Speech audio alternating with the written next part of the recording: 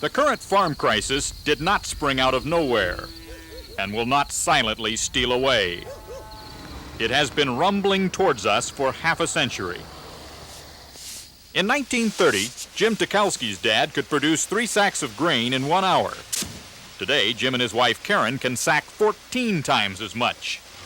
Mechanized equipment, better seed, fertilizer, and irrigation have led to a crisis of plenty. This year's corn crop could be the biggest in American history. A disastrous success. That would push prices even lower. Should we go check the pigs? Nearly 2/3 of the farms already in financial trouble are in corn country. We've got any new babies. The Tucholskys want federal legislation to help the real farmers, not wealthy city folks looking for a tax shelter. They don't care if they make a profit. It doesn't matter because what their profit is in the tax system. The thing that would help farmers most is to revamp the tax system. It would put non-farm investors out of farming. So many Nebraska farmers have had to sell their land. The market is flooded. The Tucholskys' farm is now worth half what it was just 5 years ago.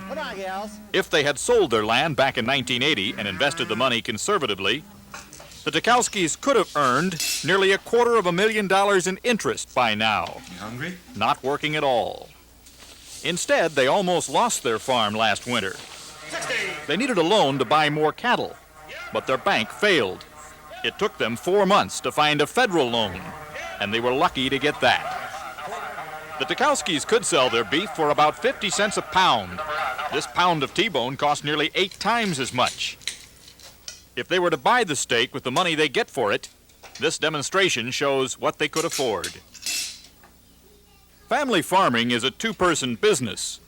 Karen used to keep track of the finances. Now she has a job in town to help pay the bills. I started working in April. It's September, and I haven't touched the books.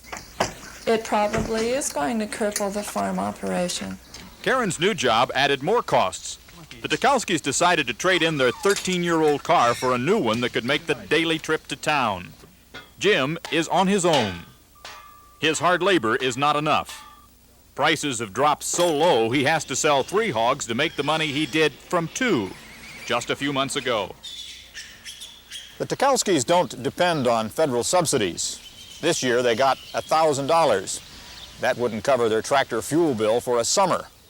About 2/3 of America's farmers don't even participate in federal subsidy programs. Those government supports have not saved the family farm. What helps one farmer often hurts another. What did you need, Jim? You got any idea of what corn's going to be worth, say, in another week, 10 days? Jim may have to buy some corn to feed his hogs until his own crop is harvested. Federal price supports will make that corn more expensive. What's the matter, Kyle? You got a sore foot? The Tucholskys are not sure how long they can remain on their land.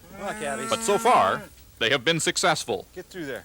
A successful farmer these days is one who is still in business. Bob Dotson, NBC News, Knox County, Nebraska.